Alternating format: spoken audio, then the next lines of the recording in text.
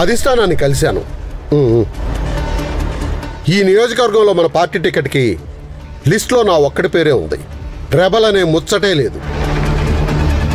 లోకల్గా ఎలాంటి ప్రాబ్లం రాకుండా నేను చూసుకుంటాను. ఓకే, ఉంటాను.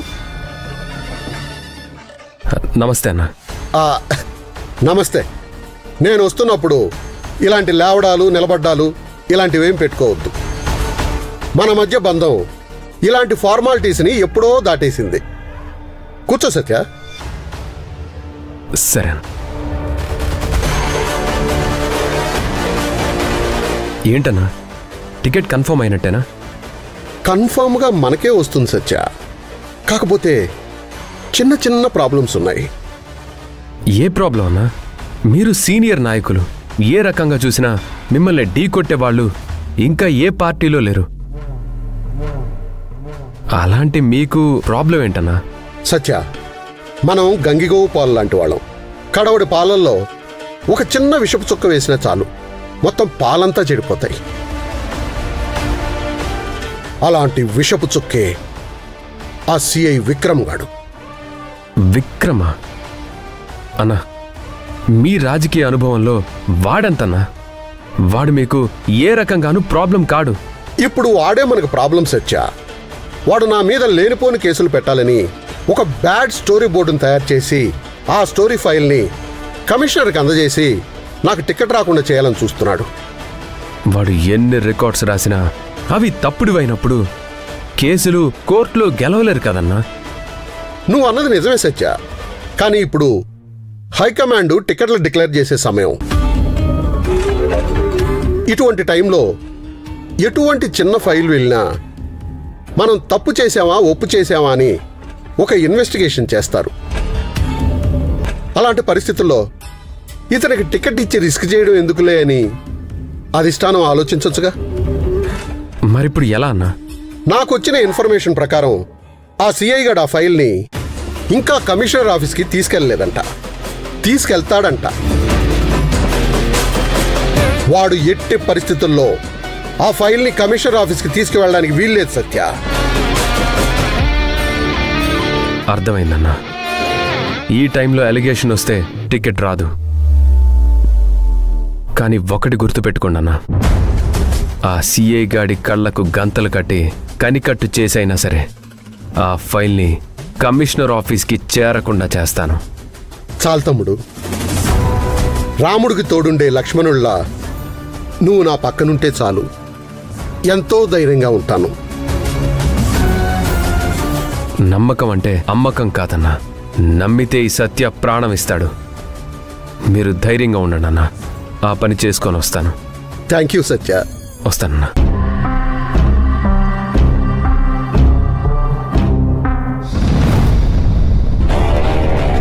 అవును, నేను మీతో మాట్లాడాలి. నువ్వు ఫోన్ పెట్టేవే. నాకేదో స్పీడ్ పోస్ట్ వచ్చింది. అదేంటో చూసి మళ్ళీ మాట్లాడతాను. నిన్ను చూస్తుంటే మాట్లాడడానికి వచ్చినట్లేవు, పోట్లాడడానికి వచ్చినట్టుగా ఉన్నావు. ఏంటో చెప్పు. స్టేషన్లో జరిగిన విషయం, ఇంటికి లేట్గా వచ్చింది, ఇవన్నీ చెప్పారా? ఓ, ఎందుకు అంత ఆవేశం? మీ అమ్మ కలిసిందా? నేను చెప్పినవన్నీ చెప్పేసిందా? మన మధ్యలో జరిగే ప్రతి విషయానికి అమ్మనెందుకు మధ్యలో లాగుతున్నారు? మీ అమ్మ కాబట్టి. అమ్మ అయినంత మాత్రాన ఇక్కడ జరిగే ప్రతి విషయాన్ని అక్కడ చెప్పి మా అమ్మకు మనశ్శాంతి లేకుండా చేస్తారా? ఏయ్, లౌడ్ స్పీకర్ పెరుగుతుంది, కొంచెం వాల్యూమ్ తగ్గించు. మణిమగారు, మీకు నాకు కుదిరిన ఒప్పందంలో నేనటు పోలీస్ స్టేషన్లో పని చేసుకుంటున్నాను, ఇటు ఇంట్లో పని చేస్తున్నాను. ఒప్పందం ప్రకారం టైంకి నువ్వు ఇంట్లో ఉండాలి. వీధిలో అన్ని ఇళ్లలో ఎప్పుడు దీపాలు వెలిగించారు? మన ఇంట్లో ఏ టైంకి దీపాలు వెలిగించారు? నిన్న రాత్రి మీ మావయ్య నేను ఇద్దరం నువ్వెప్పుడొస్తావా అని ఎంతలా ఎదురు చూసావో తెలుసా? నువ్వు ఆ పోలీస్ స్టేషన్లో పనులన్నీ ఎరగదీసి ఇక్కడికొచ్చి కుప్పకూలి పడిపోయావు. తిరిగి మళ్ళీ సేవలు చేయడానికి లేదు ఈ మణమ్మ. నీకు ఆల్రెడీ చెప్పాను, వచ్చింది మొదలు పడుకునే వరకు ఇంట్లో ప్రతి పని నువ్వే చెయ్యాలి. చెయ్యకపోతే తేడా వచ్చేది. మీరు అనుకుంటున్నట్టు ఇంట్లో పని చేయకపోతేనో లేక స్టేషన్లో జాబ్ చేయడం వల్లనో నాకు సత్యగారికి గొడవలు రావడం లేదు. ఇక దేనికోసం వస్తున్నాయి? ఆ మినిస్టర్ కారణంగా మాకు గొడవలు వస్తున్నాయి. మినిస్టరా? ఇదేదో కొత్త విషయంలో ఉంది. మణి, మంజు చెప్పింది వినొచ్చు కదా. మీరు ఆగుతారా? ఏయ్ కాకే, నువ్వు చెప్పు. అవును, ఆ మినిస్టర్ ఎలాంటివాడో మాకు తెలుసు. అతని గురించి వింటుంటే భయం వేస్తుంది. అతను చెయ్యని దుర్మార్గపు పనులు లేవు. అతను చెయ్యని ఫ్రాడ్ లేదు.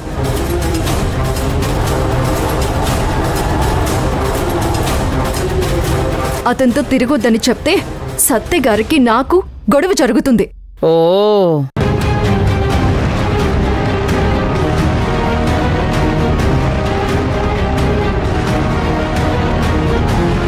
అంతేకాని జాబ్ వల్ల కానీ ఇంట్లో పనుల వల్ల కానీ గొడవలు రావడం లేదు తెలుసా?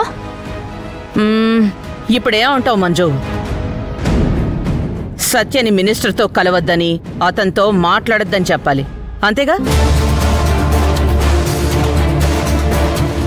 ఇదేంటి సడన్ గా అత్తయ్య గారు వేరే రకంగా మాట్లాడుతున్నారు? సరే, ఆ మినిస్టర్ కాళ్ళైనా పట్టుకుని సత్యని మినిస్టర్ని వేరు చేస్తాను. సరేనా మంజు?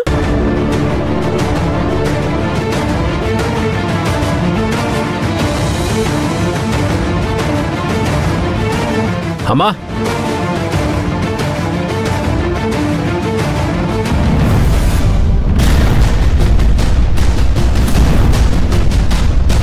అమ్మ, అత్తయ్య గారు సత్యగారిని చూసి ఇంత నాటకం ఆడుతున్నారా? మనమ్మా, ఎంత తెలివిగా మంజుని సత్య కళ్ళకు బ్యాడ్గా చూపించావే.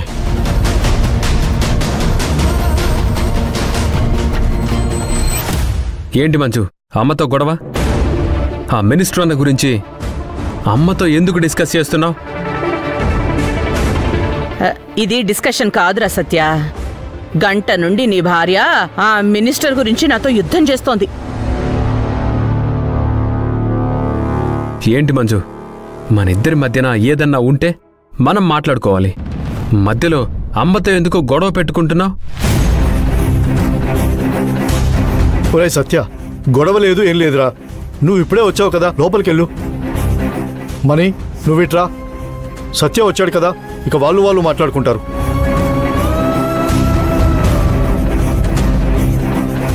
మంజు, నీకు సీరియస్గా చెప్తున్నాను, ఇంకెప్పుడు కూడా మా అమ్మ ముందు ఆ మినిస్టర్ గురించి మాట్లాడొద్దు. ఎవరెన్ని చెప్పినా ఆయన నాకు దేవుడు.